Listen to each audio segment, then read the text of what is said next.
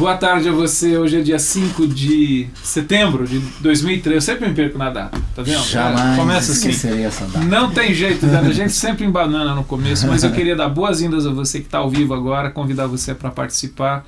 Usa a janelinha que tem do lado da sua tela, manda a sua mensagem, a sua pergunta, a sua consideração sobre o que a gente vai estar conversando aqui hoje, que é sobre mídia e religião, junto com meu amigo Carlos Bregantin.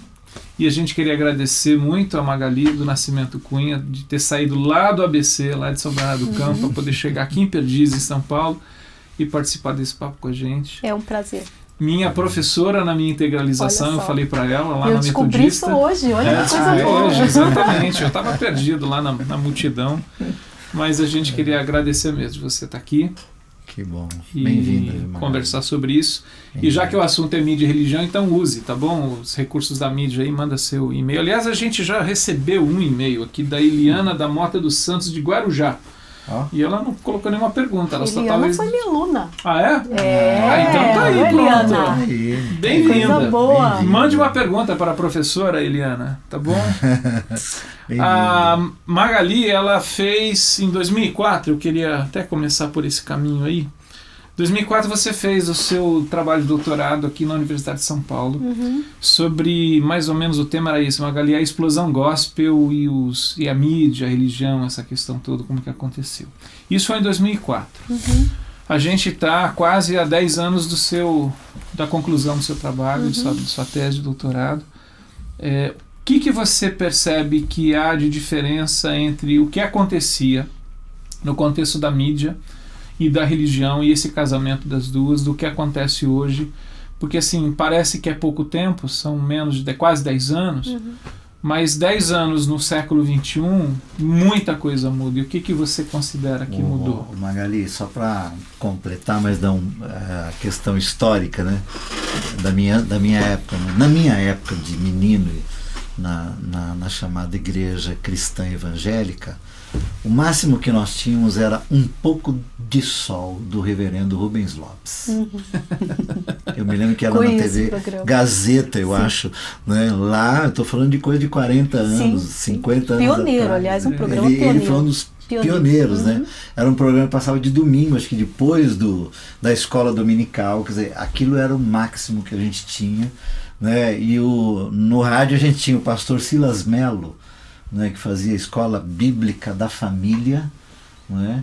E no Rio de Janeiro tinha o Davi Gomes, que foi um pioneiro nessa coisa da comunicação. Quer dizer, só para incluir na pergunta que o Fernando fez, assim, quando você fez o seu doutorado, você chegou a voltar nesses primórdios, né, do uso da mídia? Lá sim.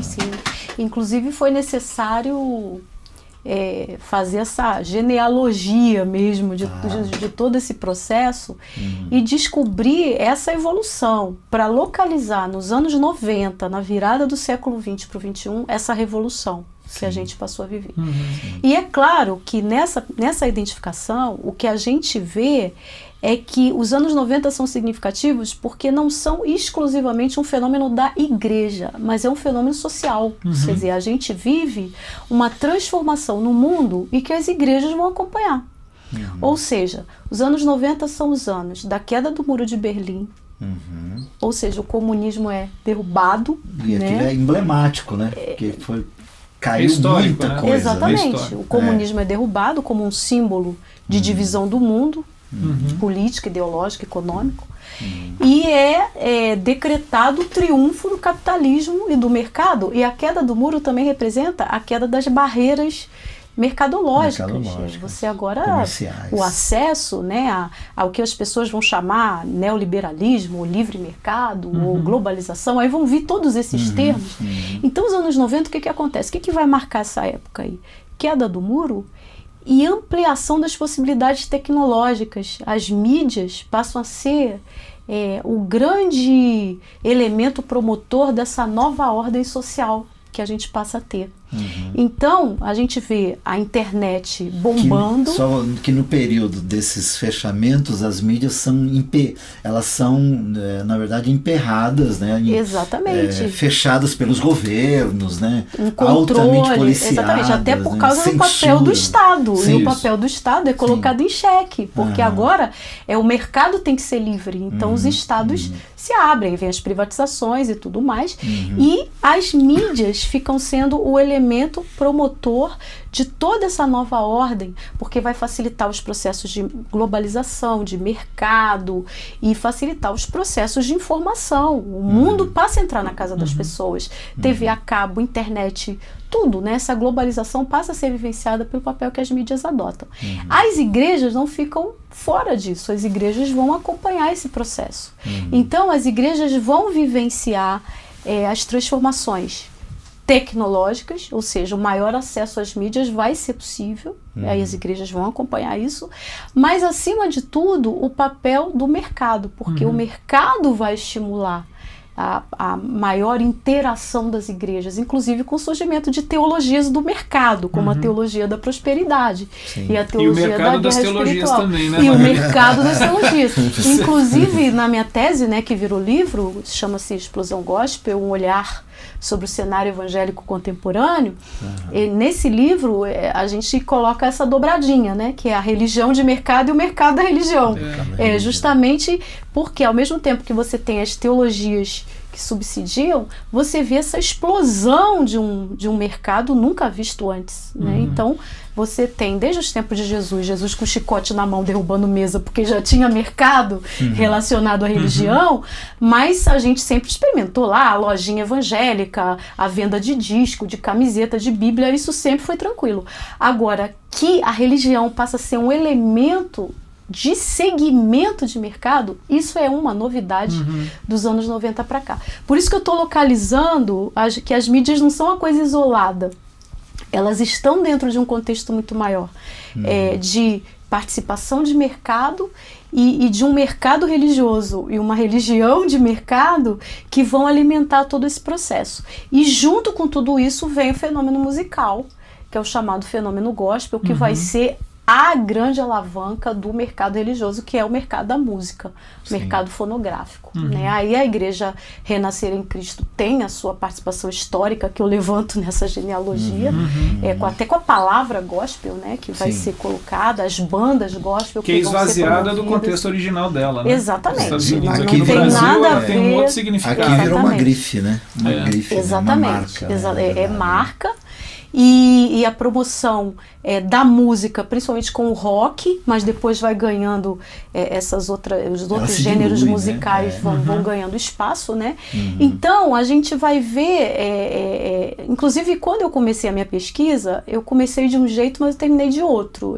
A pergunta que eu fiz qual o impacto das mídias com a revolução gospel, da música gospel, na realidade das igrejas locais. Eu achava que era essa coisa das mídias que influindo, né? O impacto. O impacto é aquela coisa que vem, pá, a igreja está aqui, aí vem e acontece. Depois, à medida que eu fui estudando, eu fui às igrejas, observei muita coisa, falei com gente, assisti shows e estudei letras de música, eu fui percebendo, não, a coisa não é assim. Quer dizer, na verdade, não são as mídias. Existe uma coisa acontecendo no mundo das igrejas que esse mercado vai beber, vai se alimentar disso que está acontecendo. Essas demandas, as teologias, tudo isso vai se alimentar e vai devolver para a igreja. E as mídias têm esse papel que está no nome delas, mediadoras. Elas tornam possível mas você que está isso falando chegue. Que houve um trabalho de marketing. Que é essa questão assim, de fazer esse estudo de necessidades ou a observação de necessidades de questões para a igreja, voltar e oferecer, e aí fazer um produto e voltar com esse produto pronto. Ou você tinha... tudo junto, tudo isso você tinha misturado. nas bases, dentro das comunidades, das igrejas, você tinha um caldeirão meio que sendo Exatamente. aceso e esquentado, e Exatamente. as mídias elas foram... Por isso que eu usei a palavra explosão e não impacto. Impacto é uma coisa que vem de fora. Tinha E explosão, coisa acontecendo exatamente, lá, né? Explode porque já há uma demanda alimentada por teologias, como a teologia da prosperidade, a teologia da guerra espiritual, confissão positiva, em que as pessoas querem se ver o seu lugar. Nós somos alguém, eu sou alguém, Deus me ama, e eu tenho que ter um lugar nessa sociedade, já não aquele isolamento evangélico do passado, mas uma presença. Então você tem toda esse... Mas você acha que é uma presença mais midiática do que efetivamente temos, assim, daquela presença que talvez eu esteja idealizando, mas uma presença que era esperada em termos assim de uma igreja que se faz presente a ponto de influenciar significativamente a sociedade com a mensagem do Evangelho? Ou é mais uma presença midiática, essa questão assim, precisamos estar na mídia? Eu acho que é bem no calor do tempo presente em que a visibilidade é a palavra-chave. Você quer ser alguém hoje no mundo que a gente vive, e que você tem que ser visível. Você tem que estar na prateleira. Que nos anos 90 se define o quê? O capitalismo. Exatamente. E as tendências a lógica, neoeconômicas, políticas, exatamente. etc. Se nós não estivermos nisso, nós vamos desaparecer. E aí o que eu descobri? Que a música casada com o mercado e casada com outro elemento, diversão, que era uma coisa negada, evangélico tinha que trabalhar, não se divertir. Não tinha Tanto é que a gente falava, eu vou para a igreja, eu vou para o trabalho da igreja. Como foram os trabalhos? O trabalho, como é que é o trabalho? Quer dizer, a ideia de celebrar, né, a palavra celebração nunca foi usada. Essa palavra é católica.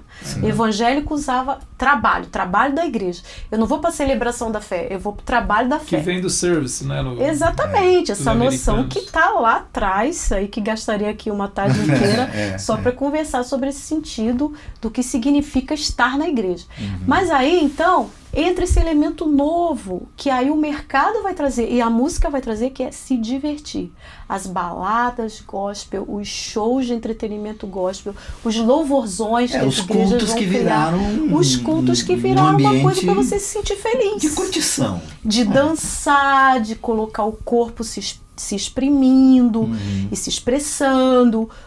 Ou seja, a gente vai ver uma transformação radical no jeito de ser das igrejas. Então já não é a mídia tão só, é todo um fenômeno que aí eu classifiquei como fenômeno cultural. O jeito de ser igreja se transforma. Já não é mais a igreja se expondo nas mídias, mas na verdade as mídias estão mostrando um novo jeito de ser igreja, mas também devolvendo isso para a igreja, que vai se inspirar nessa mídia. É um ciclo, né? E um círculo. Porque as igrejas vão beber das mídias aquilo que ela mostra, como por exemplo, pega o fenômeno das coreografias nos cultos, né? As pessoas se cantam, né? Tem os grupos chamados de louvor, que as pessoas se apresentam e cantam com a igreja e alguém vai dançar. Eu acho isso uma coisa muito bacana. Eu acho que é uma libertação do corpo para uma trajetória protestante e que as pessoas mal se mexiam e que algumas igrejas era proibido bater palma. Então, foi uma questão libertadora para o culto. Só que aí qual é o problema? Você vai numa igreja como eu fui, numa igreja batista, ou numa igreja presbiteriana, ou numa metodista, ou numa pentecostal, vai ser a mesma expressão corporal. É uma pasteurização. Vai ser a mesma roupa, o tipo de roupa e as mesmas músicas que as pessoas vão dançar. E as mesmas expressões faciais, as mesmas coisas, os mesmos movimentos. Os timbres, né? Tudo. A única coisa diferente que eu vi em toda essa minha trajetória de observação foi em Porto Velho, Rondônia, que as mulheres da igreja dançaram frevo. Isso para mim foi fantástico. Onde que estão as expressões culturais aí eu do vi povo, em Porto Velho, tocou-se um disco de frevo gospel e mulheres, inclusive senhoras, lá com seus guarda-chuvinhas, com a roupinha dançando. Eu não vejo esse tipo de coisa no Sudeste, porque no Sudeste a gente tem esse padrão. Homogênea, né? Esse padrão. Aí é o problema, quer dizer, aquilo que se mostra uma libertação do corpo, ao mesmo tempo é o enquadramento, porque a medida, essa é uma característica das mídias, né? Que é uma pasteurização, uma homogeneização. É como você assistir o Jornal Nacional, o Jornal da Record, o Jornal da Rede TV. É o mesmo padrão, é a bancada, o casal, a dupla. E muito provavelmente com outras caras e jeitos, mas assim, uma censura, um castramento, um se dizendo até onde pode chegar. Exatamente. Isso aqui não, porque Exatamente. Isso aqui tem a ver com demonizações as mais variadas. Exatamente. Né? E aí você cria essas carinhas iguais, né? Esses meninos do Brasil. Então, naquele momento, o que eu descobri? A gente tem um fenômeno cultural. É um novo jeito de ser igreja que está sendo estabelecido. Inclusive católico, não é só evangélico não. Os católicos vêm no rastro. Os evangélicos abrem o caminho e os católicos vêm no rastro. A gente viu agora na Jornada da Juventude muita coisa igual ao que a gente vê em igrejas evangélicas, né? Então essa tríade, esse tripé aí, que é música, consumo e entretenimento. Formando, e as mídias aqui no meio disso tudo, mediando, né? Esse é um elemento interessante. Então isso que eu descobri, que é a tese que ficou aí disseminada, passados 10 anos, o que a gente pode dizer? Isso não mudou. Isso não mudou, tá aí. Essa essência, né? Não tá mudou. Aí. Mas o que mudou? Primeiro, o boom das mídias digitais, das redes. A internet chegou a popularização da internet e as chamadas redes sociais digitais, né? Então você tem toda essa interação que começa com grupos de e-mails, que as pessoas participavam de grupos de e-mails, depois os chats em alguns sites na internet, MSN, e aí vai evoluindo até chegar ao que a gente tem hoje, que não é nem pra gente enumerar todas as possibilidades que a gente tem, que são muitas. Então isso promoveu uma interação muito interessante e a forma dos diferentes grupos se colocarem e poderem se expressar e se articular, e a criação de redes mesmo. Isso é um fenômeno muito interessante. E é o surgimento da chamada religião digital. Porque todas as igrejas hoje têm o seu lugar na internet. Todas. Só tem uma igreja que não tem o site na internet, que é a Igreja Congregação Cristã do Brasil, que ela tem um site para dizer que ela não tem um site. Né? Então você procura lá, tá lá o site. Este espaço é para dizer que nós não nos comunicamos pela internet, ninguém está autorizado a fazer isso, quem fizer não é oficial e pronto, não se identifica conosco. É a única. Todas as outras igrejas, inclusive a Deus é Amor, que proíbe televisão até hoje, tem um portal fantástico em várias línguas, né? Então a rádio, né, tá lá na internet e tal. Então você tem todas estão lá, essa digitalização do universo religioso é a chamada religião digital, que tem características muito interessantes, que aí a gente precisa estudar mais isso, tem poucos estudos nesse campo, que essa recente, possibilidade, né? Dessa liberdade de expressão das pessoas, não só, que aí tem esses sites das igrejas que são oficiais, os sites dos cantores para promover o seu trabalho, os sites das diferentes organizações, a Koinonia tem o seu aqui, as editoras, então as editoras, né? todo mundo tá lá para mostrar, olha, eu estou aqui, e disseminar suas ideias da forma como compreendem que elas devem ser feitas. Agora, essa possibilidade de interação do público receptor se colocar é um fenômeno que a gente precisa entender mais. Ainda a ser estudado. Como é essa resposta das pessoas? Como sociedade em geral, né, Magali? Não só em relação ao contexto religioso, mas a sociedade como um todo. Como as pessoas se colocam, como elas reagem. E aí tem fenômenos interessantíssimos, porque essa liberdade dá às pessoas a possibilidade de se colocar abertamente, fazer críticas, questionar autoridades. As autoridades nunca estiveram sob risco de contestação, total, né? Como elas estão hoje, porque a internet dá essa liberdade para as pessoas se colocarem, questionarem. As pessoas, eu recebo muitos e-mails, recebo links aí para visitar de gente se manifestando contrariamente a um pastor ou a determinada postura de algum grupo. Tá circulando um vídeo agora recente pela internet de um pastor que fez uma pregação num congresso de missões e chamou os cantores gospel de cafetões. Não sei se vocês já viram, mas bombou, tá aí, esses dias. Daqui a pouco chega. Esses dias, tá no YouTube. Nossa timeline chega daqui a pouco. Lamentavelmente, eu esqueci agora o nome do pastor, mas esse filme tá aí, um pequeno vídeo, uma fala de 10 minutos dentro de uma palavra grande, em que ele denuncia a exploração e tal. Então você tem essas possibilidades. E como que os cantores gospel vão proibir que o vídeo desse senhor vá para o público? Não tem como. Não é aquele que aconteceu lá na Igreja Batista Lagoinha, não. Não. Esse... Com o Rodolfo. Não, teve esse caso também. Também esse que ele caso. falava pro pessoal, na hora do culto, você não fica ligando o celular e filmando. E aí a câmera todo mundo filmando, o cara falando, não, filma. Não tem jeito. Não tem. Doido, você tem essa característica. Controlar. Essa liberdade implica liberdade de expressão e essa autonomia que a pessoa sente que ela tem. Então, isso aqui é meu. Ela tá querendo... eu faço o que eu quiser. Agora, as pessoas fazem o que querem. E como que as autoridades religiosas vão controlar isso?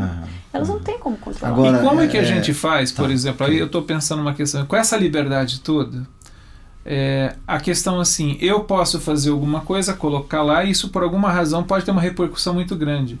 Mas é feito com um corte ou com um recorte que eu quero que aconteça. Sim.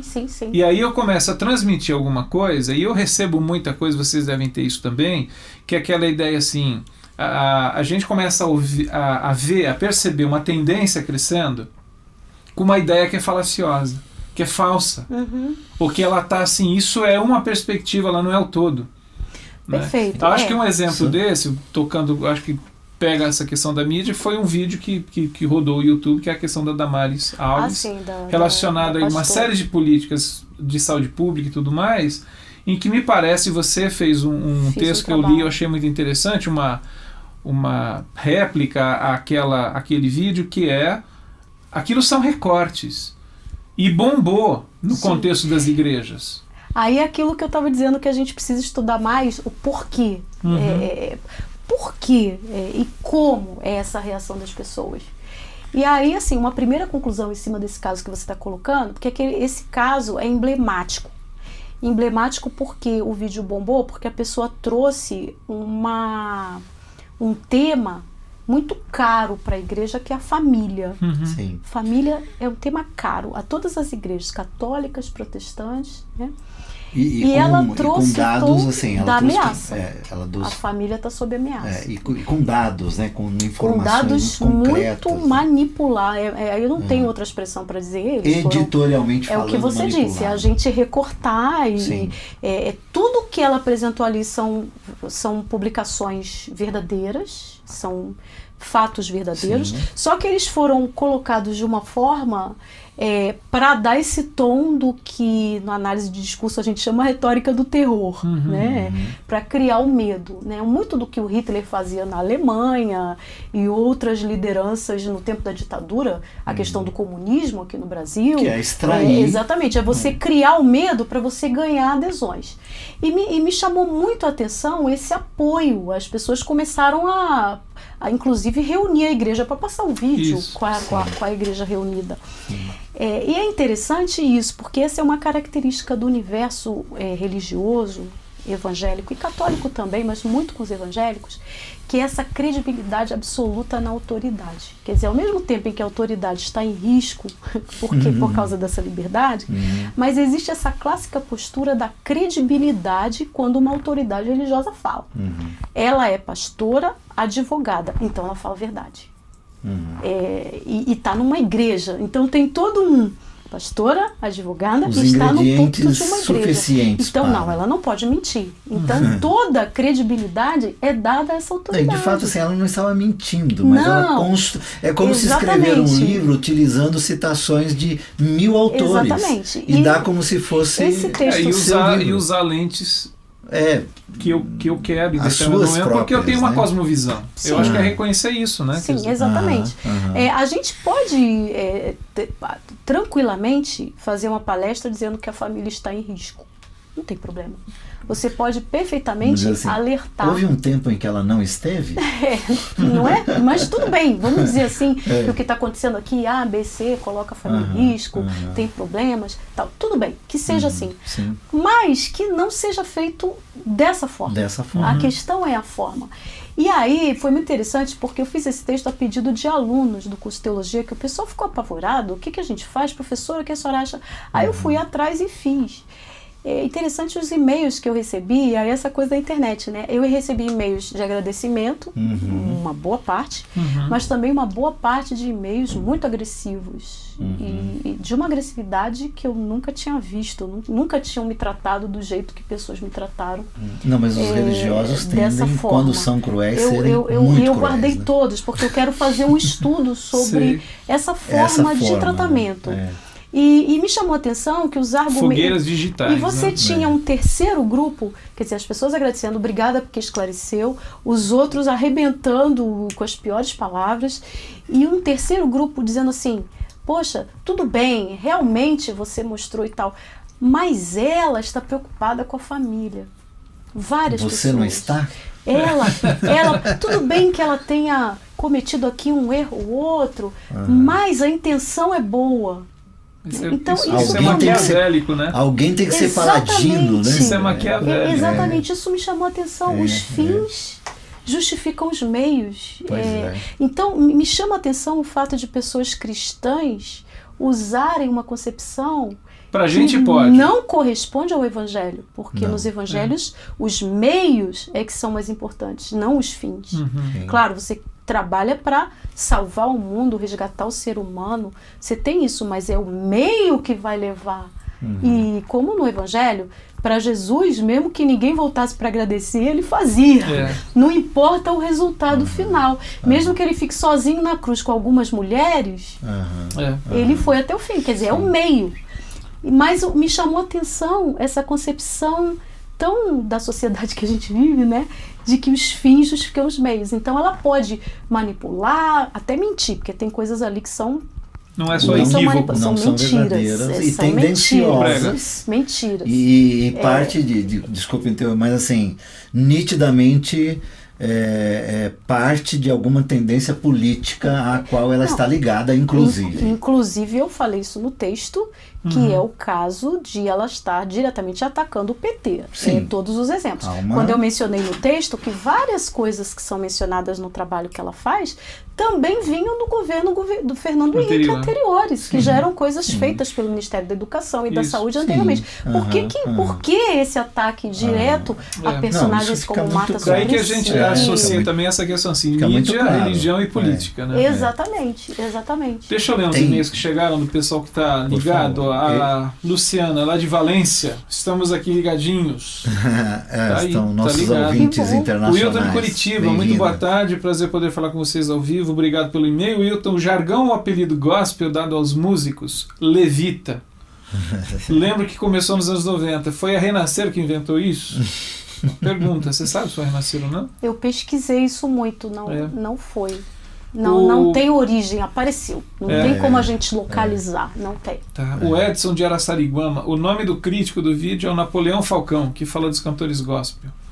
Então. Tá vendo? Os caras já que bom, ajudam a gente. Obrigado. Ótimo. Obrigado. Rodrigo, lá do Simplicidade Cristã, São Bernardo, em sua opinião, quem nesse cenário religioso tem feito uso equilibrado e relevante dos meios tecnológicos? Não digo indivíduos, mas instituições. Fala com o Inani Online. Não, mas é uma pergunta. Já posso falar? Eu acho assim, no campo das grandes mídias, não tem.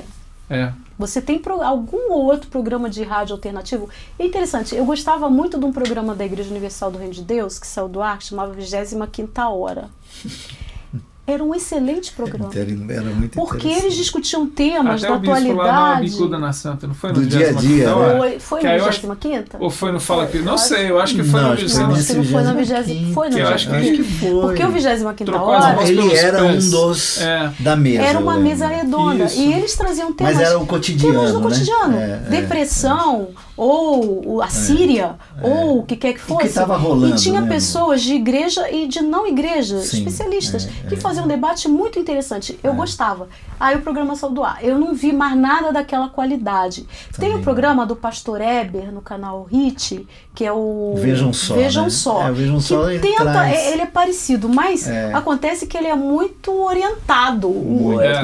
Quando vai numa direção que a coordenação do programa não concorda, fica um pouco... E o Eber é muito gente boa. Ele é muito simpático. gente boa, mas tem que ter um... mas é muito dirigido. Afinal de contas, ele está a mas serviço como de... era está o enquadrado, Vigília né? Enquadrado, né? Então, eu diria, como é o nome da pessoa que perguntou? Deixa eu ver quem perguntou isso aqui.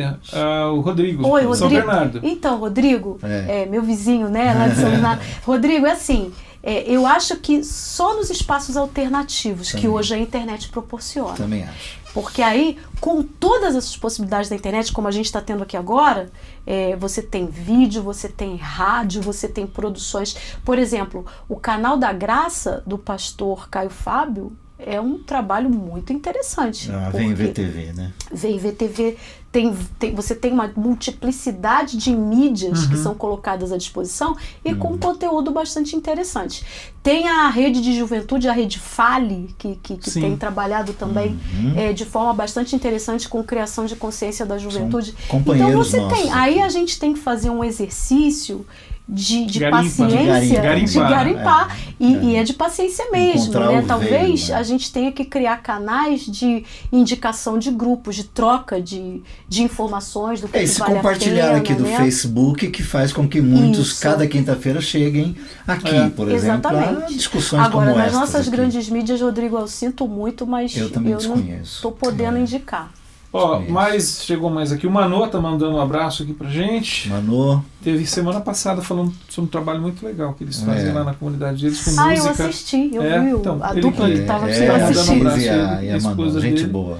E o Bruno Oliveira de Cachoeiro do Itapemirim está perguntando o seguinte: o público cristão que acompanha os cultos online não acrescentam nada às igrejas e perdem a comunhão com as outras pessoas. Que tipo de público cibernético está sendo criado pelas igrejas online? Então, aí a gente tem esse fenômeno da religião Boa, hein, digital, Bruno? que cria comunidades virtuais também. Sim. Né? E esse é um fenômeno novo que a gente tem que entender. O que coloca em xeque a dimensão comunitária, que é fundamental às igrejas, né? O face a face, O congregar, o né? contato pessoal. Ou pelo menos esse conceito de vida comunitária. Porque talvez a gente está... Não sei, eu falo com o Brian o seguinte: eu acho que nós todos aqui, eu costumo brincar assim, nós somos analógicos e reais. Essa geração que está vindo já está nascendo num mundo digital e virtual. E para nós, o que é um conceito assim muito estranho de uma comunidade virtual, para eles vai ganhando uma densidade diferente do que é para gente.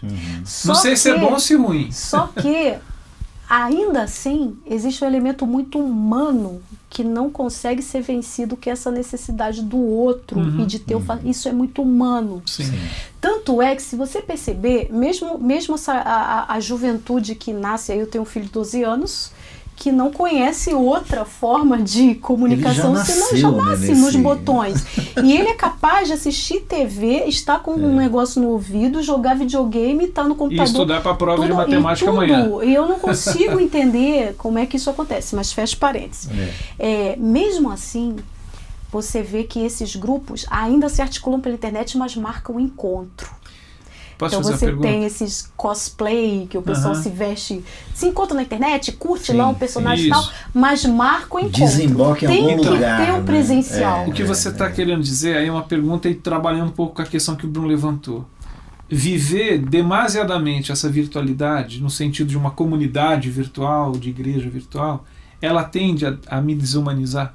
Uma vez que é tão humana essa questão do toque, do olho no olho, viver só nesse ambiente vai desumanizar a minha experiência como pessoa e como parte de um corpo. Porque aí eu vou lá no famoso teórico da comunicação Marshall McLuhan, que é o autor daquela grande frase da aldeia global, né? É dele essa ideia, a Rede Globo fala da aldeia global aí um tempão, mas é dele a ideia. E dele dizer assim, que os meios de comunicação são uma extensão do ser humano. E aí a gente tem que entender as comunidades virtuais assim, como extensões do ser humano. Então, mas a gente não pode deixar de ser humano. Tanto é que essa necessidade do encontro, né, tem gente que cria comunidade na internet e marca pizza. A gente tem que se conhecer, tem que se encontrar. Ou esses cosplay, esses grupos aí de afinidade, ou manifestações mesmo, quando o pessoal faz um movimento na internet, esses chamados, é o ativismo digital, assim como é chamado hoje, mas marca lá de fazer um protesto. Pro bem e pro mal, inclusive. Pro bem e pro mal. Mas aí tem o presencial, que é uma necessidade muito humana. Então a gente precisa enxergar, aí, Bruno, eu acho assim, se a gente tem chance de colocar na internet os cultos e que as pessoas possam assistir, se beneficiar com eles, ótimo. Mas isso como uma extensão desse humano que nunca despreza o elemento presencial e a vida comunitária, né? Eu acho pelo contrário, o virtual precisa estimular isso, essa presença também.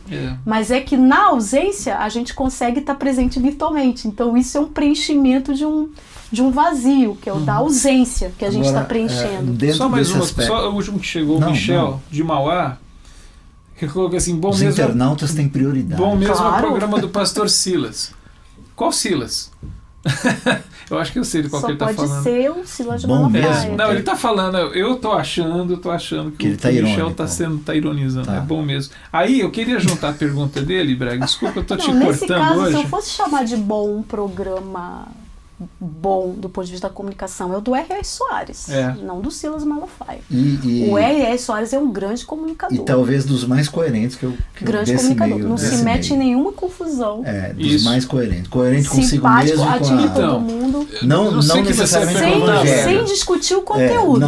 Mas com ele e com aquilo que ele propõe. Desculpa eu ter te cortado, mas eu 15 vezes você já me cortou hoje aqui. 16, você esqueceu de contar aquela primeira. Tá bom. Mas pensando na pergunta ou provocação que o Michel está mandando pra gente, às vezes a gente década passada, aliás, na década de 90, que já não é nem mais a passada, a gente dizia, às vezes ouvia assim, poxa, a igreja precisa ir pra mídia.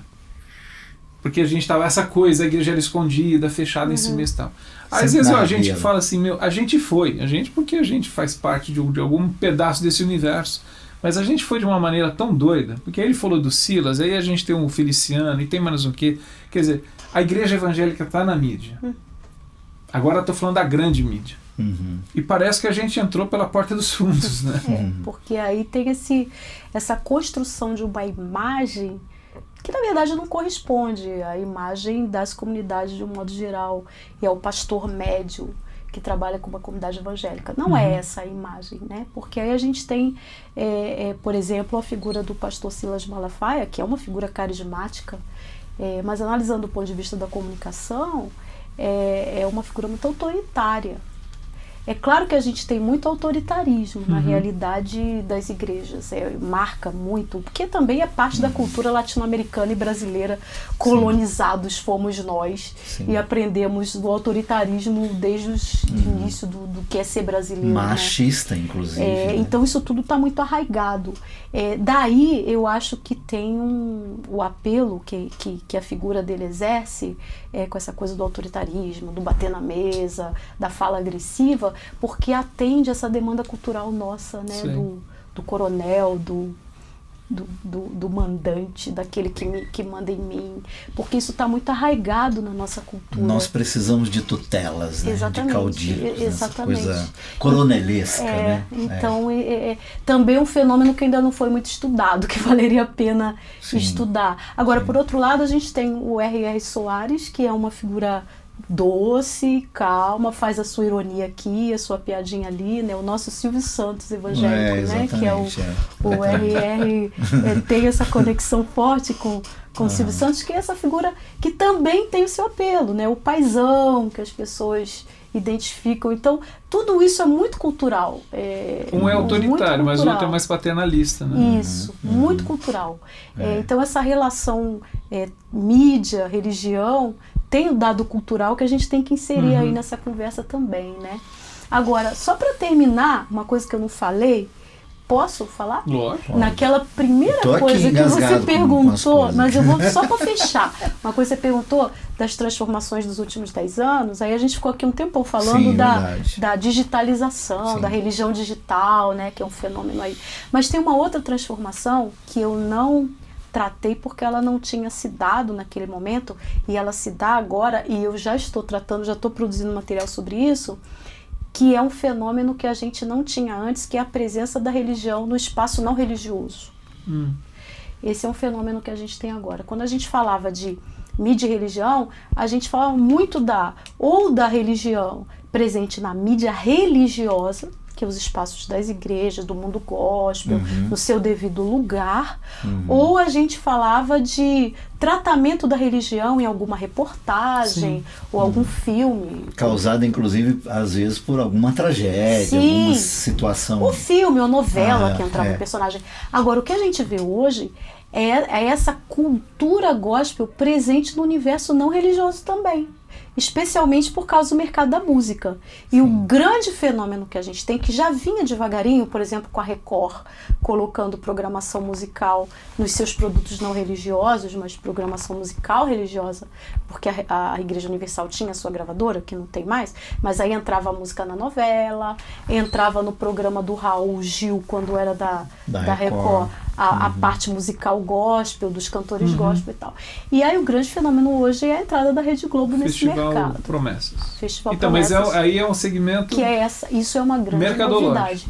Puramente mercadológico, que é a detecção... Que tem a ver com o consumidor chamado cristão, que é um consumidor como qualquer outro consumidor. As mídias... Tomado, inclusive, por essa ânsia, né, as mídias são puro mercado e identificam aí, tem um segmento... Sim, que vende. Que está vendendo...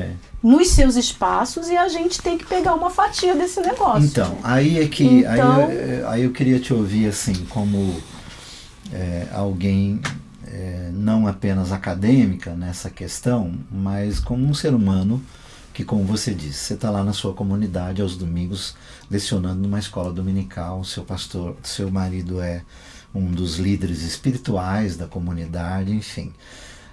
Essa ida para a mídia leva que tipo de evangelho às pessoas? E eu faço essa pergunta para te ouvir se nos trabalhos, né, que você tem feito ou até mesmo acompanhado e lido, se há alguma preocupação nesse sentido, que a minha opinião é que não é. É que, na verdade, todos fomos engolidos pelo mercado e damos muito mais lugar aos apetites mercadológicos do que nos preocuparmos com aquilo que de fato é o Evangelho. O que de fato, aquela que critica e diz que a família está correndo risco, etc., quer dizer... e ao mesmo tempo inserindo um discurso que tende a apoiar ou desapoiar pessoas e instituições e movimentos que têm a ver com políticas e interesses, e isso faz com que ela esteja não a serviço do Evangelho, mas a desserviço do Evangelho. Então, assim, onde é que entra o Evangelho nessa história? Onde é que o conteúdo do Evangelho entra... se é que entra, né? ou enfim, que isso para mim é o nó. Eu estou na mídia, nós estamos aqui, eu lido na internet desde que ela surgiu, tentando fazer dela aquilo que você colocou e colocou bem, meios, mediação e mediador com um mínimo de responsabilidade, de dignidade, de coerência ao Evangelho, enfim, quer dizer, resumindo, né? Dá para fazer alguma ponte, alguma ligação entre o trabalho acadêmico que você faz e vê e testemunha e daquilo que de fato nós entendemos que é o Evangelho e que deveria chegar lá do outro lado? Então, nos meus estudos eu detectei assim, a cultura gospel, ela tem ênfases teológicas que passam por um intimismo muito forte, essa relação íntima, eu e Deus. O coletivo não existe, né? São as minhas sensações, apelo, né? Exatamente, a eu e Deus. Então, nessa teologia, que é muito intimista, nessa ênfase religiosa, você tem alguns elementos aí. Primeiro, a teologia da prosperidade, que é o coração, né, dessa ênfase, que é a busca da realização e do sucesso pessoal nos diversos elementos da vida que passam pelo material, né? Então, a bênção de Deus se revela na vida da pessoa pelo que ela conquista materialmente. não são só bens materiais, mas saúde na família, felicidade no casamento, essa coleção de coisas. Se eu estou bem é porque Deus está me abençoando. Né? Isso. Sou príncipe, né? Sou filho príncipe, do rei, né? Essa é a não frase. Não me falta nada. Segundo, é a questão da guerra espiritual. A ênfase nos poderes que impedem, as potestades do mal, que impedem a realização plena da prosperidade na minha vida. Que eu quero, então tem que combater isso. Segundo. Uhum. Terceiro, o Evangelho de Jesus Cristo, tal como registrado em Mateus, Marcos, Lucas e João, não dão conta dessa perspectiva. Não dá para basear essa perspectiva intimista de prosperidade e de briga com inimigos, guerra aos inimigos, nos evangelhos. Porque ali você tem despojamento, misericórdia, vida amor, vida comunitária. Não dá.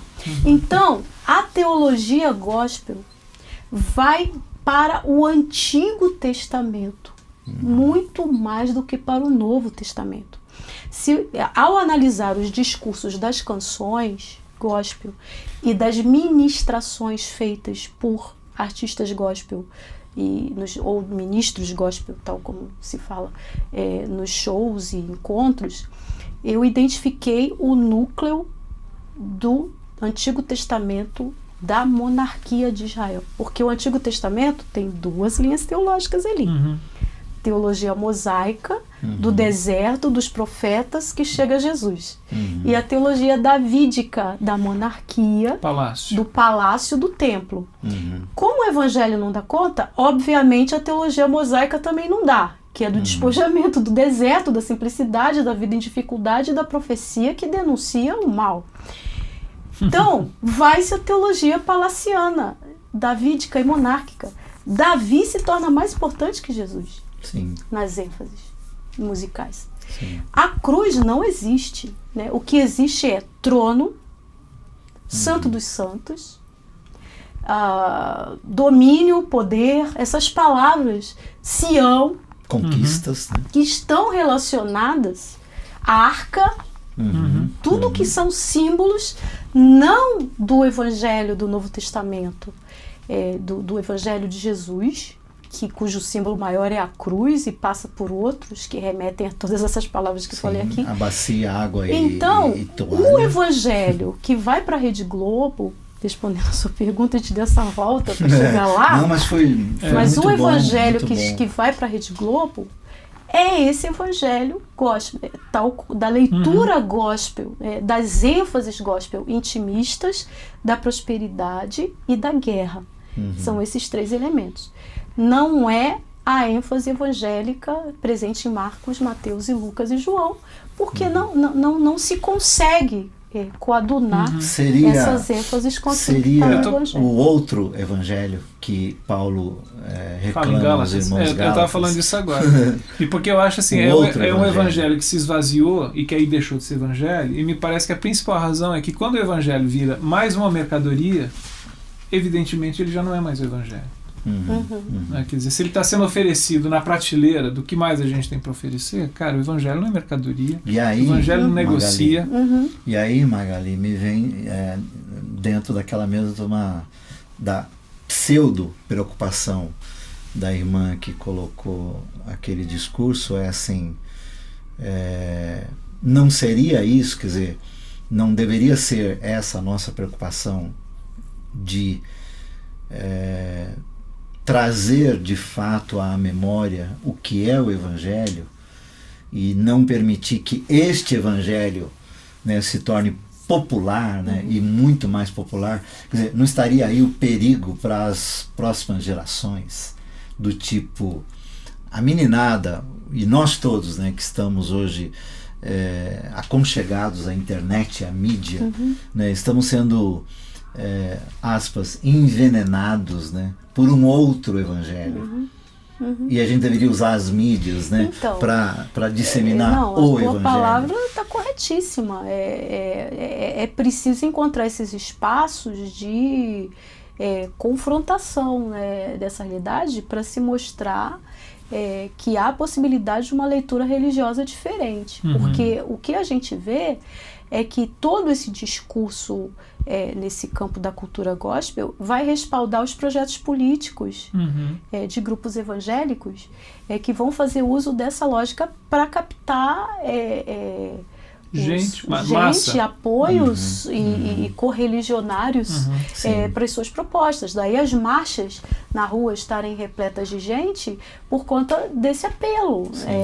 Isso é muito sério, porque você não cria massa crítica, você não cria uma possível leitura de que esse projeto político é um projeto de ocupação de espaço em torno da realização de objetivos muito explícitos de um determinado grupo. Não é o fato de um evangélico chegar ao poder que quer dizer que o Brasil vai se tornar crente, cristão. O povo das igrejas é um povo de muita boa fé. As pessoas são muito sinceras e acreditam muito.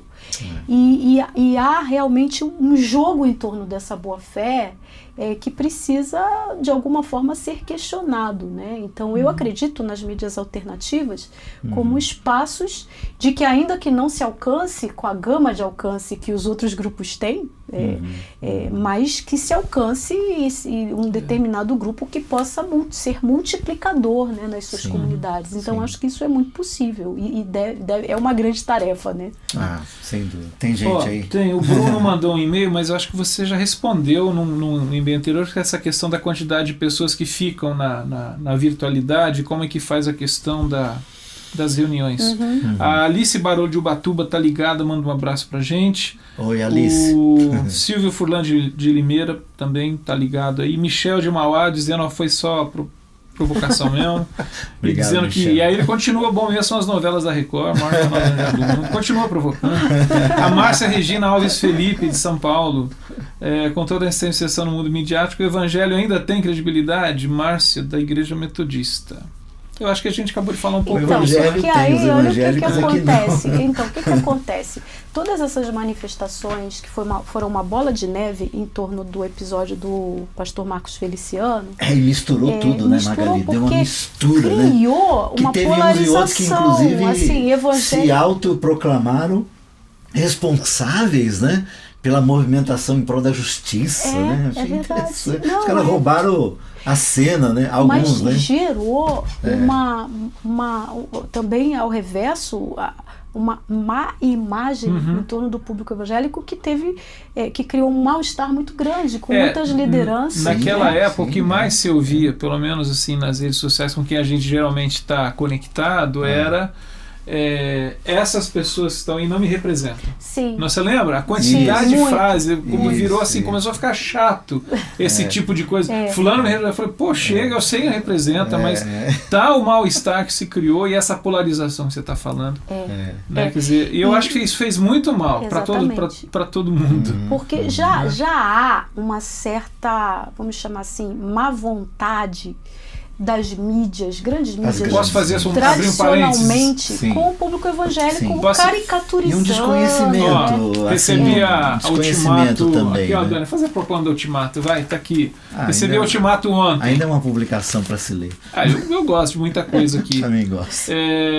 Mas olha só, naquele seção frases, não há dúvida de que existe na grande imprensa brasileira uma visão estereotipada e preconceituosa dos evangélicos. Quem disse isso foi a Susana Singer, ombudsman da Folha de São Paulo. Mas é verdade. E isso é antigo. Né? Isso é antigo. No tratamento de noticiário, em personagens de programas de entretenimento.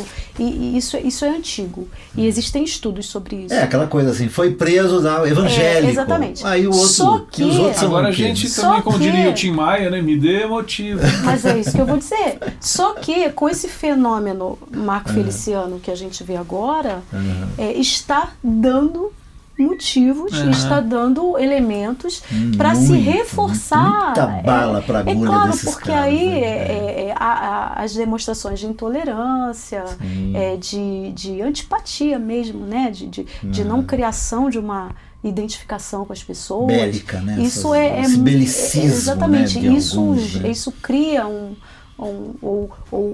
potencializa já uma má vontade. Agora, quando a gente fala de má vontade das mídias, ao mesmo tempo, a gente vê agora esse movimento da Rede Globo se abrindo, né? E aí é muito interessante, porque você já vê as marchas para Jesus no noticiário, e com uma boa imagem, bem tratadas. É bom né? desconfiar, né?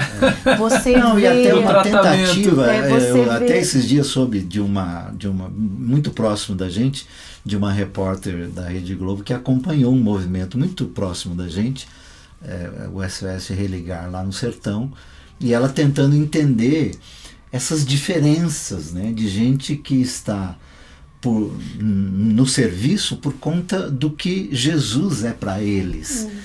Independente do que. Bom, mas para quem vocês estão falando? Não, para ninguém. Que é a não, grande não. questão que o René Padilha coloca, né? Quer dizer, É. viva de maneira que a sua vida suscite perguntas. Isso, Por que Vocês estão vocês estão fazendo isso para fazendo algum? isso? Não estão fazendo. Estão fazendo porque tem alguém aqui com sede e eu tenho água. E eu estou dando água para quem tem sede. Ponto. Né? Sem maiores explicações, né? Então hoje a gente tem que enxergar esses fenômenos, porque ao mesmo tempo que você tem a clássica má vontade, somada a essa Má munição vontade, que é desculpa. dada, a munição que é São dada. colegas seus também, assim, mas uma certa ignorância. Não, inclusive no ignorância vocabulário, total. né? Quando se referem a mim, Ignorância né? total. Se referem com um vocabulário que não tem nada a ver Não, comigo. absolutamente. Né? E isso até Colocam todo mundo no mesmo poderiam pacote. pesquisar um pouco melhor até. Poucos são É são um tratamento raros, né? muito superficial e errôneo, muitas vezes, com né? equívocos. Né? Tendencioso, Exatamente. né? Só que agora a gente vê assim, com essa presença dos evangélicos expressiva na sociedade brasileira, e os dados do último censo estimularam essa visão, né, de que é uma presença expressiva. Os políticos já enxergam isso há muito tempo, já fazem campanha nas igrejas. Isso está cada vez mais intenso. Essas manifestações públicas colocam milhares, milhões de pessoas nas ruas, né? Tudo isso dá uma visibilidade, além da presença nas mídias, que a gente vai sentindo uma mudança de abordagem, somada a estratégias que são muito mercadológicas e políticas também. Não é à toa, a gente falou, a Rede Globo, ela tem um projeto mercadológico, mas ela também tem uma concorrência com a Rede Record, que é a segunda do Brasil e sempre trabalhando para chegar mais alto. E essa competição Rede Globo, Edir Macedo, Rede Globo Universal, que é antiga, ela agora ganha outras e a Record proporções. usa o discurso religioso. Exatamente. À medida em que o pastor Silas Malafaia é convidado a ser consultor de religião da Rede Globo. Então, isso também é um elemento... Agora é isso? Desde 2011. A Rede Globo criou uma consultoria para religião. Tem um padre católico, tem o evangélico e tem gente relacionada às religiões afro e rabino, eles têm os consultores. Tem aquele programa sagrado que eles têm feito, que eu acho que vem dessa que tendência, já vem dessa tendência, né? Eles têm os consultores. E o pastor Silas Malafaia, e o que eu estou dizendo aqui saiu da boca do próprio pastor, foi publicado na revista Piauí, agora eu não vou me lembrar o número, mas é de 2011, foi feita uma reportagem sobre o pastor Silas Malafaia, com a revista Piauí, e ele contou na entrevista que ele foi convidado pelo vice-presidente da Globo a estar numa conversa, e o tom da conversa foi justamente a necessidade da aproximação da Globo com os evangélicos. E claro, e ao chamar o pastor Silas Malafaia, que é um oponente do Edir Macedo, você também tem essa questão da concorrência, da provocação, do campo, né, em conflito permanente. Não é qualquer é uma pessoa que tem expressão e é oponente daquele outro que é o nosso concorrente. Então, aí de lá para cá, vocês podem observar a incidência de aparições do pastor Silas no Jornal Nacional, dando entrevistas, eventos que ele realizou, o Festival Promessas, aí toda essa assessoria, a culminar agora com aquela, como se chamou? A Feira Internacional Cristã, a Feira Internacional Cristã, cuja promotora foi a Rede Globo, ela é a dona da feira, e o pastor Silas Malafaia fez toda a mediação com lideranças do mundo evangélico com cafés E é da óbvio, manhã, essa mediação, levando e que tal. tudo isso Agora, tem sabe o que eu fico custo pensando? alto, Não, né? com certeza. No século quem ganha, quem IV, paga essas Com certeza. no século IV a gente fala que houve uma constantinização da igreja, que foi essa questão assim, o Estado romano acabou invadindo a igreja, né? E a igreja foi seduzida e pelo menos parte dela, sobretudo a institucional. Está havendo uma globalização, não no sentido global, mas da rede globalização da igreja. Me parece que é isso, né? Pelo menos de um segmento grande. A gente vai ter que acompanhar isso muito de perto, porque a coisa está vindo com muita que intensidade. poder de fogo eles têm, poder né? de E fogo. muito, né? E interessante a gente Últimos ver, e-mails aqui, hein? acompanhar as reações. Quantos não querem ter aquele microfonezinho com aquele símbolozinho interessante nas acompanhar, mãos, porque é sedutor, né? Muito Então, sedutor. e muita gente, como eu disse, as pessoas de boa fé, das igrejas muito sinceras, né? Louvando a Deus, porque a Rede Globo Deus ouviu está se nossas convertendo, orações. está se abrindo, está se abrindo para os evangélicos. Outros já desconfiados. Então, Abre o a gente olho, jacaré. a gente vê nas redes diferentes abordagens, o que é muito muito, interessante. muito. Aurélio Lito de São Paulo mandando um abraço pra gente. O abraço está dado. A Tudo Cláudia bem, Oliveira Lito? de Souza O mandou um Lito é recado. da área. Cláudio Oliveira de Souza, aqui, Itapevi. Sensacional a explicação da Magali. Teologia mosaica, teologia palaciana e teologia do Evangelho. Muito Parabéns. bom, também gostei. E ele está Cláudio. perguntando se você tem algum material disponível. No seu blog tem alguma coisa sobre isso? Quer pregar na igreja, Pô, domingo? eu prego de vez em quando, eu dou uma de pregadora de vez em quando. Não, olha, tem um livro, meu livro chama-se Explosão Gospel, da editora Mauad, do Rio de Janeiro. Você acha aí na internet, né? E tem toda essa explicação, tem um capítulo sobre o conteúdo das músicas gospel. No blog, mídia, religião, política, tudo junto, blogspot.com.br. Aí a gente já faz uma abordagem mais voltada para a política, para todos esses fenômenos da política relacionados à mídia. Agora, essa dimensão do gospel propriamente é o livro, Explosão Gospel. Anderson Lobo de Salvador, mandando um abraço para nós aqui, especialmente pro Brega. Valeu, Anderson. A gente tá com 1 hora, tá vendo? Já passou. Poxa, passou rápido, hein? Quem muito acha que a Magali deve voltar numa Opa! próxima quinta-feira? Ih, chegou muito e-mail dizendo que sim. Não vai dar tempo de ler todos. Opa! Magali, a gente queria agradecer você por esse tempo que você passou com a deixa eu gente. que agradeço. Só para fechar, Foi. Daniel, um minuto só. Fala. Para ver se é uma consultoria da minha parte, né? Assim, eu lido nas mídias há muitos anos e eu venho fazendo assim, eu tenho tomado algumas decisões, feito alguns cortes e levado muito a sério isso. Tipo, por exemplo, o discurso dessa irmã, né, que chegou-me assim com gravidade por muitos. Sim. Brega, você precisa ver isso. Replica, manda e tal. Tipo, eu não faço isso. Eu não replico nada. Sim. Nem de um lado, nem do outro. Eu tomei eu venho tomando a seguinte postura, né? Do o que deve gerir entre nós, o que deve estar entre nós é o amor àquele que o próprio Cristo, a partir da cruz, nos coloca. Penso que essa força, se ela não der conta de nos unir, de nos trazer de volta, nenhuma outra força tem. Sim. Então eu digo assim, e isso tem sido meu encorajamento para outros que eu sei que ficam às vezes assim ofendidos e agravados e aí vão para a página do Facebook e colocam lá o seu ferocismo, né? Suas cóleras todos, como que se isso fosse trazer para o outro algum benefício. Para mim, né, aí essa coisa do usar bem a mídia, né, tem sido, eu vou falar do amor o tempo todo, eu vou insistir no bem o tempo todo, eu vou bater pesado de que o que eu gostaria mesmo é que estes voltassem, né, que houvesse um cair em si, né, e que o evangelho, que para mim é levanta, toma tua cama, anda e volta para casa, fosse a única mensagem do evangelho. Sim.